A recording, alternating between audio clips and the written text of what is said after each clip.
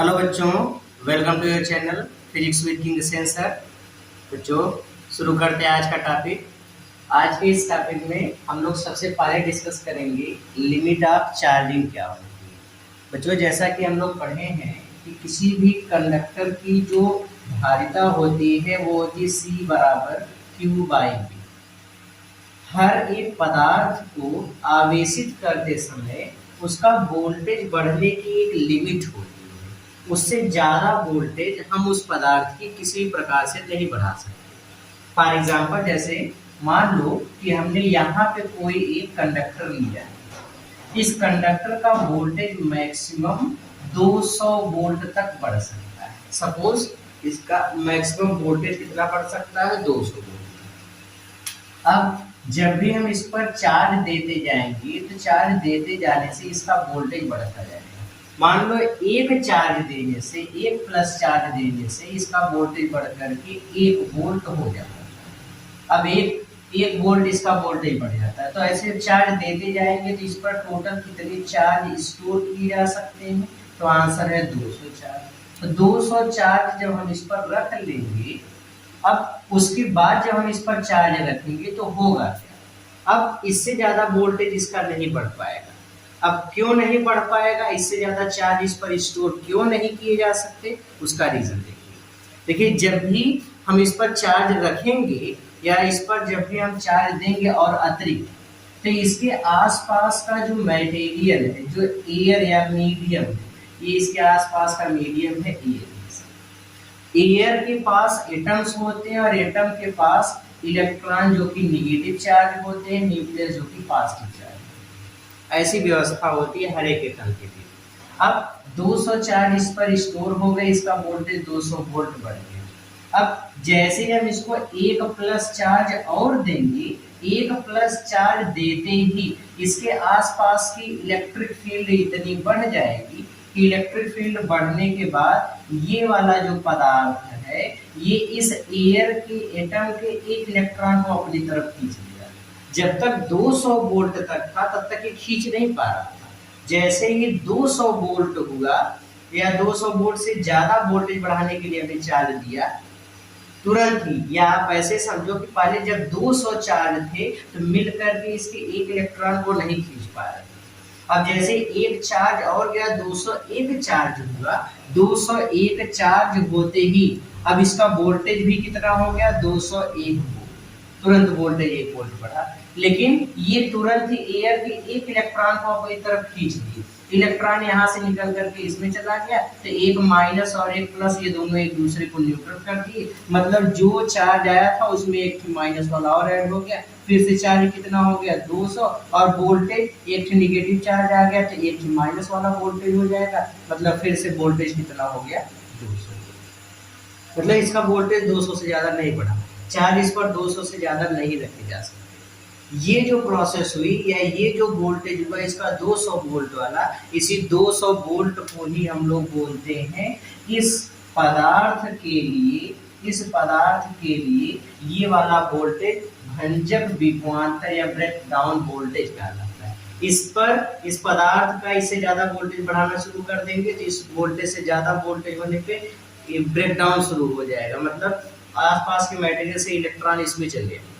जब इलेक्ट्रॉन इसमें चले जाएंगे तो फिर इससे ज्यादा चार्ज इस पर नहीं रखे जा सकते। तो किसी मटेरियल की जो भी चार्ज अपने अंदर स्टोर करने की क्षमता होती है वो लिमिटेड होती है। मतलब अपने ऊपर चार्ज ये एक निश्चित वोल्टेज तक ही रख सकता है। इससे ज्यादा अगर हम चार्ज रखना चाहें तो नहीं। जैसे कहा कि इसका जो वोल्टेज अगर 200 वोल्ट से ज्यादा बढ़ाना चाहे तो 200 वोल्ट से ज्यादा नहीं हो सकता। और 200 वोल्ट तक बढ़ाने में जितना चार्ज इस पर रखे जा सकते उससे ज्यादा चार्ज इस पर नहीं। तो ये लिमिट ऑफ चार्जिंग। अच्छा, अब एक चीज ये अच्छे से समझो, जो चीज अभी हमने इस एग्जांपल में बताया आपको। फॉर एग्जांपल देखिए, हमने कहा कि एक चार्ज देने से, एक प्लस चार्ज देने से इसका वोल्टेज 1 वोल्ट बढ़ रहा है। ये कंडक्टर है, इस कंडक्टर में हमने 200 चार्ज रख दिए, 200 पॉजिटिव चार्ज रख दिए, इसका वोल्टेज बढ़ करके 200 वोल्ट हो गया। अब इसका अर्थ ये हुआ कि इस पर जब 200 आवेश हमने रखा है, 200 पॉजिटिव वाले चार्ज रखे हैं, तो ये 200 पॉजिटिव वाले चार्ज मिल करके आसपास की एयर के एटम से एक इलेक्ट्रॉन को अपनी तरफ नहीं खींच पा रहे। अब जैसे ही हम इस पर एक प्लस चार्ज और देते हैं, एक प्लस चार्ज देते ही अब 201 मिलकर के इसके एक इलेक्ट्रॉन को अपनी तरफ खींच लेते हैं। एक निगेटिव वाला इसमें चला, तो एक पॉजिटिव वाला गया लेकिन एक निगेटिव आ गया, तो पॉजिटिव और निगेटिव मिल करके न्यूट्रल हो गए। फिर से कितने चार्ज हो गए? 200। इसी प्रोसेस में, अब इस प्रोसेस में देखो, जिस एटम से ये इलेक्ट्रॉन खींच करके अंदर आया है, जिस एटम से इलेक्ट्रॉन खींच करके अंदर आया है, इलेक्ट्रॉन अगर इसमें से निकल गया तो इसमें बचा क्या? ये परमाणु कैसा हो गया? तो आंसर है धनावेशित हो गया, क्योंकि इलेक्ट्रॉन इसका निकल गया। अब ये जो परमाणु जो धनावेशित हो गया, एयर का एटम, या वैसे इधर उधर या इस एयर वाले मीडियम में ऐसे आयन बनकर के इधर उधर चले गए। अब इसी प्रोसेस को इस तरीके से कहा जाता है कि जब भी हमने इसको प्लस चार्ज दिया, 200 चार्ज इस पर रखे जा सकते थे, 200 से ज्यादा जैसे ही प्लस चार्ज दिया, वो चार्ज यहाँ से बाहर निकला। जबकि एक्चुअली बाहर निकलने वाली प्रोसेस कैसे हुई? तो आंसर है 200 इलेक्ट्रॉन, 200 पॉजिटिव चार्ज मिलकर के इसके इलेक्ट्रॉन को नहीं खींच पा रहे थे, एक चार्ज और आ गया, 201 हो गए, इसने एक इलेक्ट्रॉन को खींच लिया, प्लस और माइनस एक मिलकर न्यूट्रल हो गए, चार्ज फिर से उतना ही रहा, और ये वाला जो एटम है वो पॉजिटिव चार्ज हो गया। लेकिन इसमें हमको ऐसा लगता है जैसे यहाँ से एक पॉजिटिव चार्ज दिया, 200 के बाद एक पॉजिटिव चार्ज दिया, वो पॉजिटिव चार्ज बाहर निकल गया, तो इससे ज्यादा चार्ज इस पर नहीं रह गया। तो ये चीज होती है लिमिट ऑफ चार्जिंग। इसको क्या बोलते हैं? Limit of charging. मतलब इतनी इसकी लिमिट है, 200 वोल्ट अगर इसकी लिमिट है तो 200 वोल्ट से ज्यादा इसका वोल्टेज नहीं बढ़ाया जा सकता, इसी को बोलते हैं लिमिट। ये इसके आवेशन की सीमा है। हाँ, अगर हम 200 वोल्ट तक इस पर 200 चार्ज रख रहे हैं, 200 आवेश अगर हम इस पर रख रहे हैं, 200 धनावेश रख रहे हैं, ये हो सकता है कि 200 आवेश मान लो हमने इस पर रख दिया, कितना आवेश रख दिया? 200 आवेश इस पर हमने रख दिया, इसका वोल्टेज 200 वोल्ट हो चुका है। अगर हम इसका वोल्टेज किसी प्रकार से कम कर लें, किसी प्रकार से अगर हम इसका वोल्टेज कम कर लें, मान लो इसका वोल्टेज घटा करके 150 वोल्ट कर दिए, चार्ज तो 200 ही रखे गए हैं, तो जैसे ही इसका वोल्टेज घटा करके 150 करेंगे, वैसे ही अब इस पर चार्ज अगर हम रखना चाहें तो वो चार्ज इस पर स्टोर किया जा सकता है, क्योंकि इसका वोल्टेज ब्रेकडाउन तब तक नहीं होगा, चार्ज इससे बाहर तब तक नहीं जाएगा, ये वाली प्रोसेस तब तक नहीं होगी जब तक इसका वोल्टेज 200 से ज्यादा ना हो। तो 200 वोल्टेज तक पहुंचाने के लिए फिर से इसको चार्ज देना पड़ेगा, तो फिर से चार्ज देना पड़ेगा, तो चार्ज और ज्यादा रखे जा सकते हैं। मान लो 200 था, 200 आवेश रखे गए थे, हमने कोई ऐसा अरेंजमेंट किया जिससे इसका वोल्टेज घट गया, 150 वोल्ट हो गया, तो फिर से 200 वोल्ट तक पहुंचाने के लिए 50 चार्ज और लगे, तो टोटल कितने चार्ज हो गए? 250। तो चार्ज तो बढ़ गया।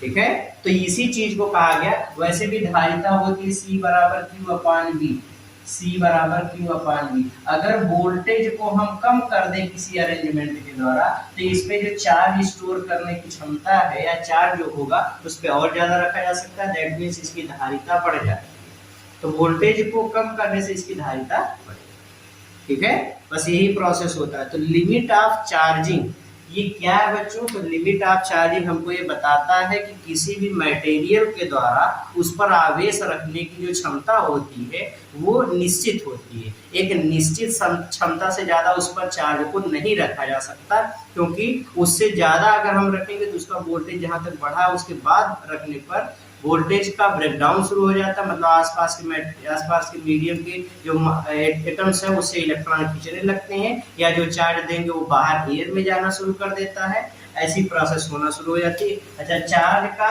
एयर में जाना शुरू कर देना, ये जो प्रोसेस यहाँ पे हुई थी, इलेक्ट्रॉन खिंच गया, धनावेशित हो गया, बाहर चला गया, रिपल्सन के द्वारा इधर जाने लगा, ये जो पूरी प्रोसेस हुई, इसी को हम लोग बोलते हैं वायु में वैद्युत विसर्जन। क्या बोलते हैं? वायु में वैद्युत विसर्जन कहते हैं, इलेक्ट्रिक डिस्चार्ज बोलते हैं। तो इलेक्ट्रिक डिस्चार्ज इन एयर, ये एयर में चार्ज ऐसे जाना शुरू कर देंगे, तो ये वाली प्रोसेस होना शुरू हो जाती है। ठीक है, तो ये चीज होता है लिमिट ऑफ चार्जिंग। फिर से एक बार कॉन्सेप्ट इसका फिर से अच्छे से समझो। लिमिट ऑफ चार्जिंग का मतलब है किसी भी कंडक्टर के ऊपर चार्ज जो स्टोर किया जा सकता है वो एक लिमिट में रहता है, मतलब एक निश्चित सीमा तक ही उसका वोल्टेज बढ़ सकता है, उससे ज्यादा वोल्टेज नहीं बढ़ सकता। उससे ज्यादा वोल्टेज बढ़ाने जाएंगे तो मीडियम का या जो भी आसपास की एयर है उसके एटम से इलेक्ट्रॉन खींचना शुरू हो जाएंगे, इलेक्ट्रॉन खींचना शुरू हो जाएंगे, तो फिर ऐसी स्थिति में जो इलेक्ट्रॉन आएगा एक पॉजिटिव वाले को न्यूट्रल कर देगा, ऐसी प्रोसेस शुरू हो जाएगी। तो हम बोलेंगे कि अब इससे ज्यादा चार्ज नहीं रखा जा सकता। और इस प्रोसेस को जिसमें एयर के मॉलिक्यूल से, एयर के एटम से इलेक्ट्रॉन खींच करके मैटर में या उस चालक में आने लगते हैं, इस पूरी प्रोसेस को ही हम लोग बोलते हैं कि इलेक्ट्रॉन खींच करके चला आया। अब समझो एटम था, उसके पास इलेक्ट्रॉन थे, पॉजिटिव आयन था, तो सब पॉजिटिव मिलकर के इलेक्ट्रॉन को खींच लिया और जो पॉजिटिव वाला बचा उसको धक्का दे दिए तो आगे चला जाना शुरू कर दिया। ऐसा लगता है जैसे एक पॉजिटिव दिया वही पॉजिटिव आगे चला गया, रिपल्सन के द्वारा इस कंडक्टर पे टिका नहीं, वो आगे चला गया। तो यही वाली प्रोसेस कहलाती है वायु में वैद्युत विसर्जन। और इससे ये क्लियर होता है कि जितना एक पदार्थ का वोल्टेज है, जितना एक निश्चित वोल्टेज तक या आवेश ग्रहण करने की जो क्षमता वो फिक्स होती है, उससे ज्यादा अगर हम इस पर चार्ज रखना चाहें तो एयर में इलेक्ट्रिकल डिस्चार्ज शुरू हो जाता है, उससे ज्यादा उस पर चार्ज नहीं रखे जा सकते। क्लियर हो गया? Very good. तो किसी भी मटेरियल की या किसी भी कंडक्टर की आवेश ग्रहण करने की क्षमता वो निश्चित होती है, उससे ज्यादा चार्ज हम उस पर स्टोर नहीं कर सकते। ठीक है? ओके। अब आ जाते बच्चों, ये तो लिमिट ऑफ चार्जिंग थी। हम ये समझ लेते हैं कि किसी भी कंडक्टर का वोल्टेज कैसे घटाया जाता है, किसी भी कंडक्टर का वोल्टेज कैसे कम किया जाता है, वो मेथड समझिए। ध्यान से देखो, हम किसी भी कंडक्टर का वोल्टेज कैसे कम कर सकते हैं, उसका वोल्टेज कम करने का क्या मेथड है। मान लो बच्चों कि हमारे पास यहाँ पर कोई एक प्लेट है, ये इस प्लेट का जो पोटेंशियल है या अधिकतम आवेश ग्रहण करने की जो क्षमता है वो सपोज 20 वोल्ट तक है। कितना है? 20 वोल्ट। या मान लो 1000 वोल्ट तक है। कितना? 1000। ठीक है। अब इस पर हम जब चार्ज देते जाएंगे तो इसका वोल्टेज बढ़ता चला जाएगा और बढ़ते बढ़ते कहाँ तक बढ़ेगा? 1000 वोल्ट। अब इस 1000 वोल्ट जब इसका वोल्टेज हो गया, अब अगर इस पर आवेश देंगे तो ये इसका वोल्टेज इससे ज्यादा नहीं बढ़ सकता या आवेश इस पर नहीं आ सकता, वो आवेश बाहर चला जाएगा। मतलब वही प्रोसेस होगी कि आसपास के एयर से एक इलेक्ट्रॉन खींच लेगा, इलेक्ट्रॉन और जो आयन गया दोनों मिलकर पॉजिटिव हो जाएंगे। सब पॉजिटिव वाले इस जो न्यूक्लियस वाला बचा पोर्शन एयर के एटम का, उसको प्रतिकर्षित करके आगे भेज देंगे, तो ऐसा लगेगा जैसे जो पॉजिटिव गया वो आगे चला गया, इस पे टिका ही नहीं। इसको हम लोग बोलते हैं वायु में वैद्युत विसर्जन। तो ये प्रोसेस हुई। अब अगर इसका वोल्टेज कम करना है तो वोल्टेज कम करने का तरीका ये है कि एक चार्ज प्लेट के सामने, अगर एक चार्ज प्लेट के सामने एक कोई ऐसी प्लेट को हम रख दें जिस पर कोई चार्ज नहीं है, ये वाली प्लेट चार्ज्ड है, ये वाली प्लेट चार्ज्ड है और ये वाली प्लेट अनचार्ज्ड है, ये वाली अनावेशित है। ये आवेशित है और ये अनावेशित है। जब एक आवेशित प्लेट के निकट एक अनावेशित प्लेट को रख देते हैं तो शुरू हो जाता है इलेक्ट्रिकल कंडक्शन, इलेक्ट्रिकल इंडक्शन प्रेरण शुरू हो जाता है। तो जब भी हम लोग एक आवेशित प्लेट के पास एक अनावेशित प्लेट को रखते हैं तो उस समय वैद्युत प्रेरण शुरू हो जाता है, इंडक्शन शुरू हो जाता है।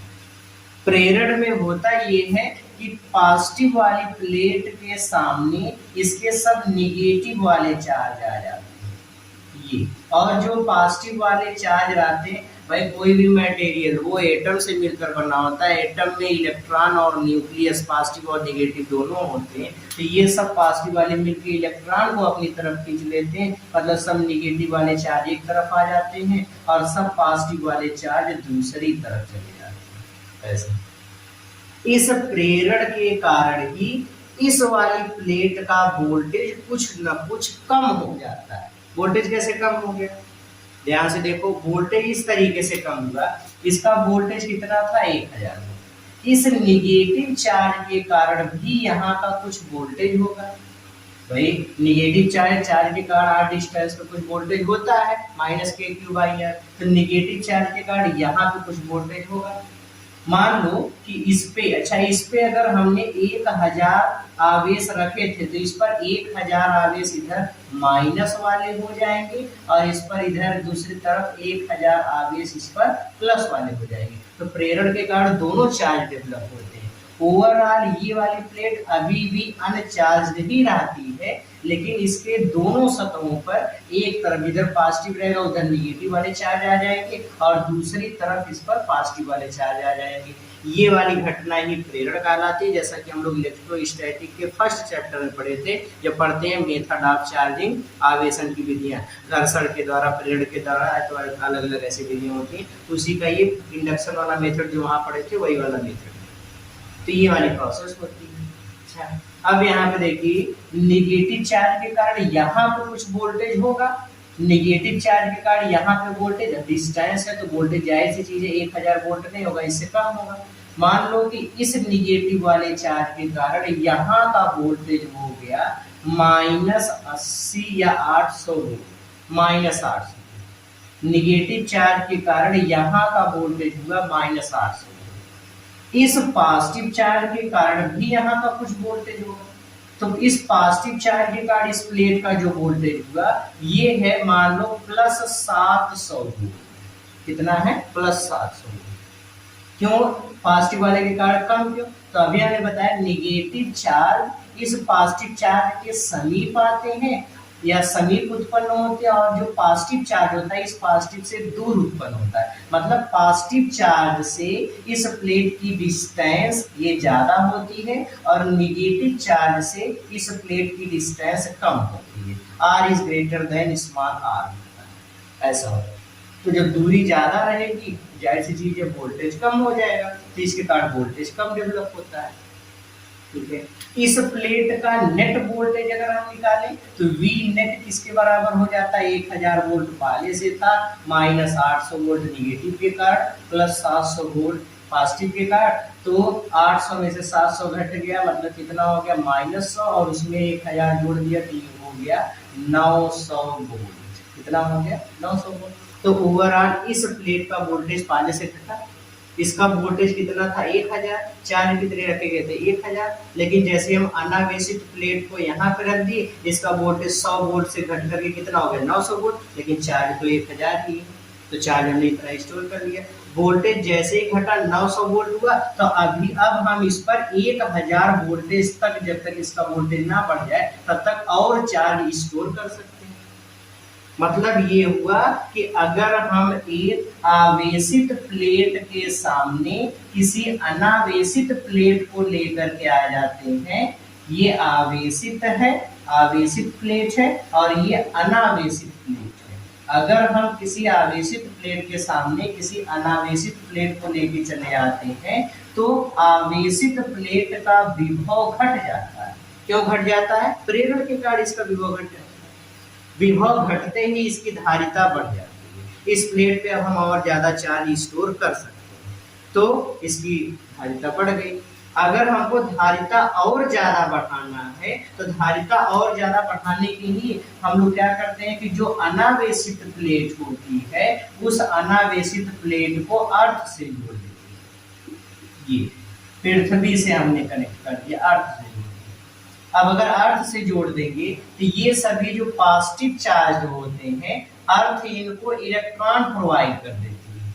अर्थ से इलेक्ट्रॉन आने लगते हैं और ये इलेक्ट्रॉन यहाँ से चल करके इस पॉजिटिव चार्ज वाले सभी चार्ज को न्यूट्रल कर देते हैं। मतलब अर्थ से इलेक्ट्रॉन आकर के इस पॉजिटिव चार्ज को न्यूट्रल कर देंगे तो ये वाले टोटल पॉजिटिव चार्ज गायब हो जाएंगे। मतलब इधर पॉजिटिव थे, इधर निगेटिव।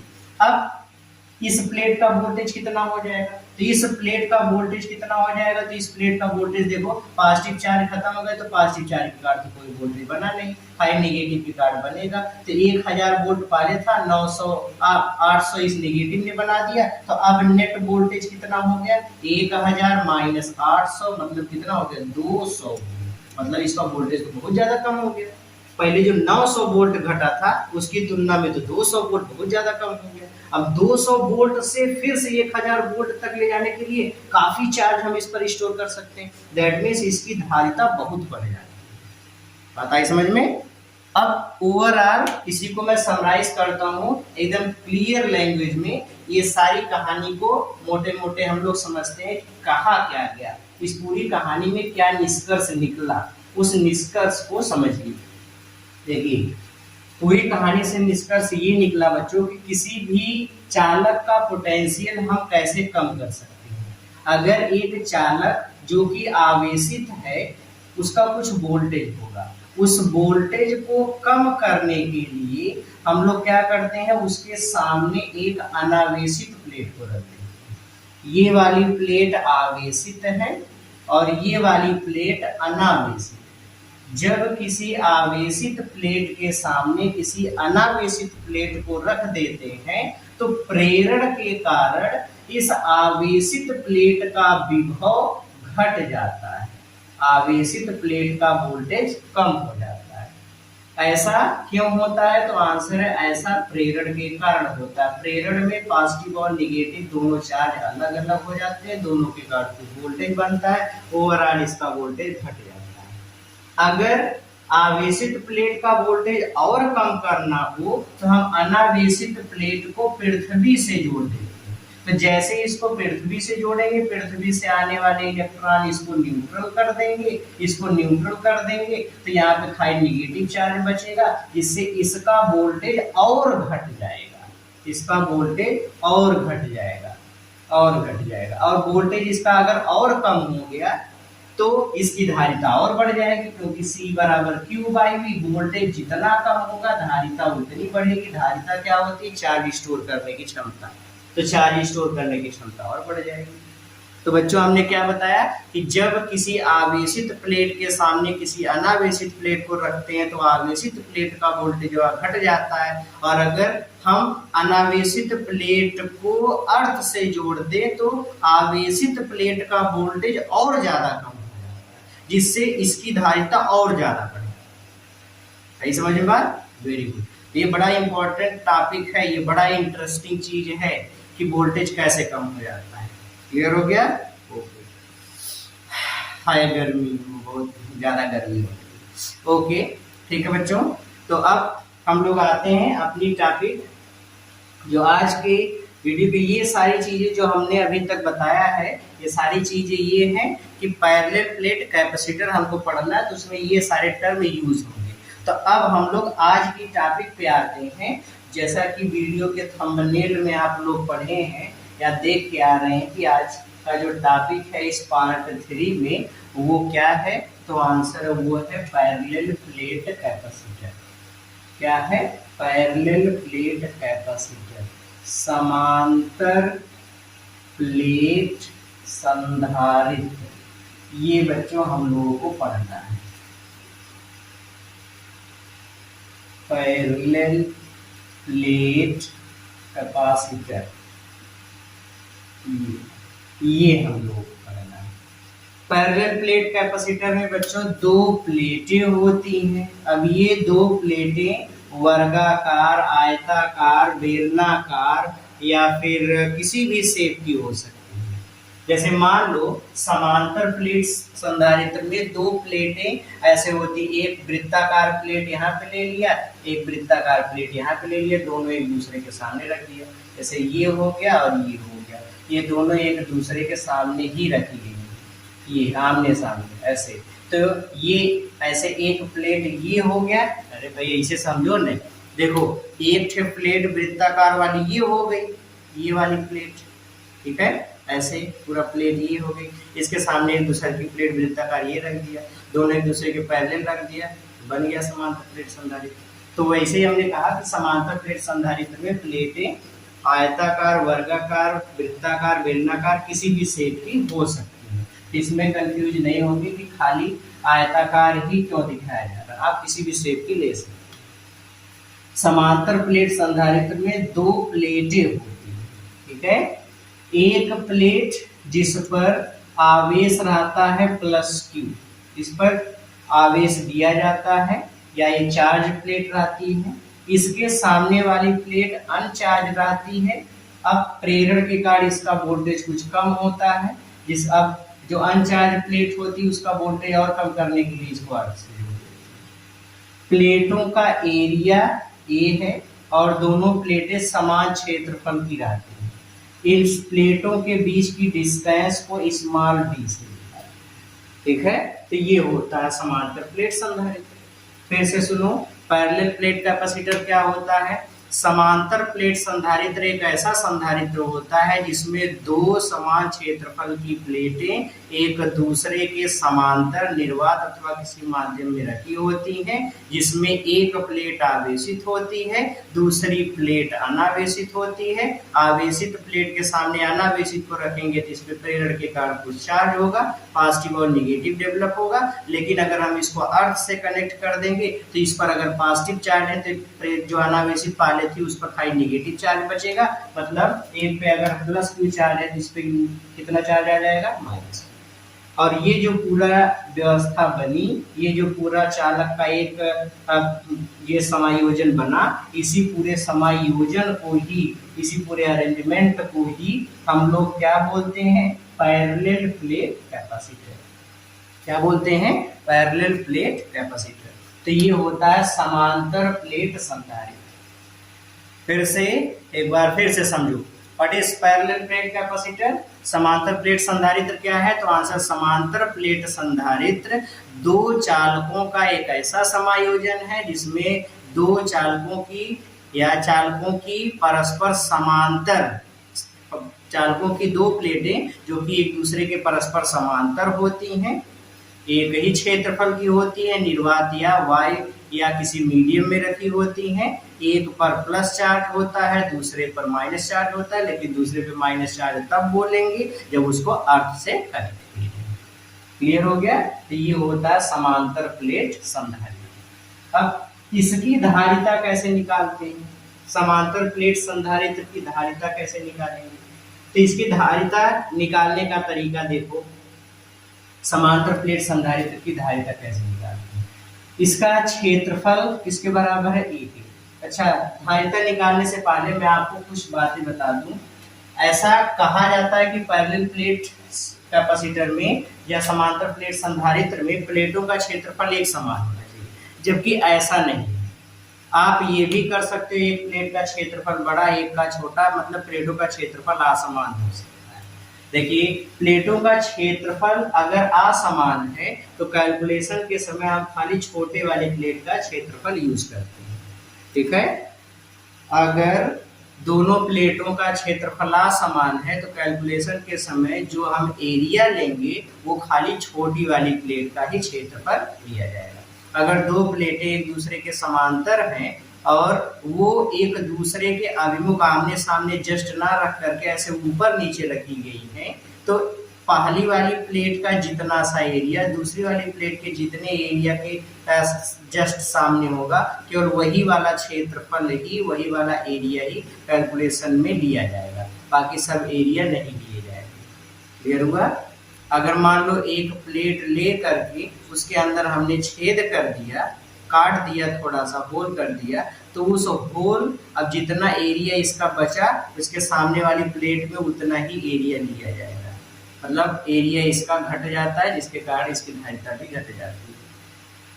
ये सारी चीजें होती हैं। तो ऐसा नहीं है, इसमें हम लोग इसका एरिया अलग अलग ले सकते हैं, बट अभी हम लोग क्लास 12 के स्टैंडर्ड तक जितने भी हम लोग कैपेसिटर पढ़ेंगे उसमें इसका एरिया एक जैसा ही रहता है, ठीक है। बाकी जो वेरिएबल एरिया होते हैं ये सब हम लोग हायर क्लासेस में स्टडी करते हैं, ठीक है। आ जाओ, इसकी धारिता निकालें। तो जो अगर यहाँ पे पॉजिटिव चार्ज है, यहाँ पे निगेटिव चार्ज है, तो इसके अंदर एक इलेक्ट्रिक फील्ड बनेगा। मान लो इस दोनों प्लेटों के बीच का विभवांतर है V, पोटेंशियल डिफरेंस है V। इसके अंदर एक इलेक्ट्रिक फील्ड डेवलप हो जाएगा। वो इलेक्ट्रिक फील्ड किधर से किधर होगा, पॉजिटिव चार्ज से निगेटिव चार्ज वाले की तरफ। तो अगर इलेक्ट्रिक फील्ड, वोल्टेज और डिस्टेंस हमको पता है तो हम लोग इलेक्ट्रिक फील्ड का रिलेशन वोल्टेज के टर्म में जानते हैं, E बराबर V/V। पता है, वेरी गुड, ये हमारा पहला रिलेशन बन गया। दूसरा, एक हम लोग जब गॉस लॉ पढ़ रहे थे तो उसमें हमने पढ़ा था कि अगर दो प्लेटें हैं, ये आवेशित हैं विपरीत प्रकृति की, तो इसके बीच में इलेक्ट्रिक फील्ड यहाँ यहाँ यहाँ यहाँ हर जगह एक समान होगा। और कितना होगा, तो आंसर E बराबर सिग्मा बाई एप्सिलॉन नॉट। कितना होगा, E बराबर सिग्मा बाई एप्सिलॉन नॉट। पढ़ा है ऐसा, याद आया, कुछ याद करो, गुड। तो जितना चीज बताई जाती है उसको हमेशा दिमाग में रखा करिए। तो इस दोनों प्लेटों के बीच का अगर मान लो इसकी सरफेस चार्ज डेंसिटी सिग्मा है तो इलेक्ट्रिक फील्ड कितना हो जाएगा, E बराबर सिग्मा बाई एप्सिलॉन नॉट। कितना हो जाएगा, ठीक है। सिग्मा किसके बराबर होता है, Q बाई A के, तो यहाँ सिग्मा की वैल्यू लिख दो, तो ये हो जाएगा E बराबर Q, सिग्मा के स्थान पे Q बाई A, तो ये हो जाएगा Q by epsilon not A, equation number 7। दोनों इक्वेशन को समीकरण 1 और 2 दोनों को मिलाओगे, दोनों से देखोगे दोनों के लेफ्ट इक्वल है, राइट भी इक्वल होगी। तो फ्रॉम फर्स्ट एंड सेकंड ये हमको मिलेगा V/D बराबर Q by epsilon not A। D को इधर कर दो तो V बराबर QD बाई एप्सिलॉन नॉट। इतना हो गया। तो जो धारिता क्या होती है, तो धारिता हम लोग जानते हैं C बराबर Q बाई V। सपोज इस संधारित्र की धारिता, इसका जो कैपेसिटेंस है, इसकी जो धारिता है वो C है, तो C बराबर होता है Q बाई V। तो C बराबर Q कितना है पता नहीं, V का मान कितना है QD by epsilon not A। Q से Q मर गया, ये ऊपर चला जाएगा, तो C बराबर एप्सिलॉन नॉट A/V। ये समांतर प्लेट संधारित्र की धारिता का सूत्र है। अच्छा, अगर इसी के भीतर इस समांतर प्लेट संधारित्र के प्लेटों के बीच कोई K परावैद्युतांक वाला कोई पदार्थ इसके पूरे क्षेत्रफल या पूरे प्लेट के अंदर भर दिया जाए तो इस संधारित्र की धारिता बढ़ जाती है। कितनी बढ़ जाती है, तो जो नई धारिता होती है उसको हम लोग CK से दिखाते हैं कि K डाइलेक्ट्रिक कांस्टेंट वाले मीडियम में इसकी धारिता, और CK बराबर C इंटू K। ये हम लोग इसके पिछले वाले वीडियो में भी पढ़े थे, C बराबर C इंटू K होता है। तो C बराबर C कितना है, तो आंसर है एप्सिलॉन नॉट A/D। इसमें K का मल्टीप्लाई कर दो तो ये हमको मिलता है CK बराबर K एप्सिलॉन नॉट A/D। मतलब इसकी धारिता K गुनी बढ़ जाती है। क्या हो जाता है, इसकी धारिता K गुनी बढ़ जाती है। तो इस तरीके से समांतर प्लेट संधारित्र की धारिता निकालते हैं। तो पहली प्लेट कैपेसिटर का कैपेसिटेंस का फार्मूला क्या है, C बराबर एप्सिलॉन नॉट A/D, या अगर K डाइलेक्ट्रिक वाला कोई मीडियम भरा गया है तो CK बराबर K epsilon not A/D। Clear हो गया, ओके। जल्दी से नोट करिए, तब हम इस पर आगे कुछ क्वेश्चंस बताते हैं, कुछ सवाल इस पर बताते हैं। कर लिया नोट, वेरी गुड। आ जाओ, पहले हम लोग इस पे कुछ न्यूमेरिकल्स देखते हैं, कुछ सवाल लगाते हैं, फिर इसके बाद तब आगे हम लोग अलग अलग पढ़ेंगे कि इसकी धारिता किस प्रकार से बढ़ाई जाती है, किस प्रकार से क्या क्या होता है, अलग अलग पैरामीटर्स का क्या इफेक्ट पड़ता है, वो सारी चीजें। चलिए देखो बच्चों, पहला क्वेश्चन लेते हैं इसमें।